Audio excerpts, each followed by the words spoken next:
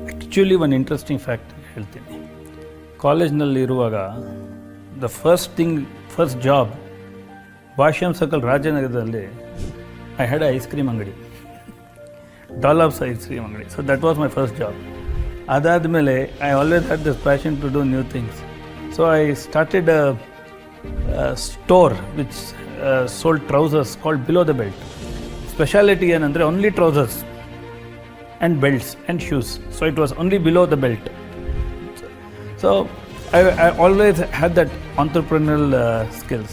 Before that ನನ್ನ experience ಇತ್ತು. ನಾನು ಅಲ್ಯೂಮಿನಲ್ಲಿ I managed the management studies and data center. So ಅಲ್ಲಿಂದ ನನಗೆ ಒಂದು ಐಡಿಯಾ ಇತ್ತು ಎಡ್ಯುಕೇಷನ್ ಹೇಗೆ ಮಾಡಬೇಕು. But always I had the passion to do that.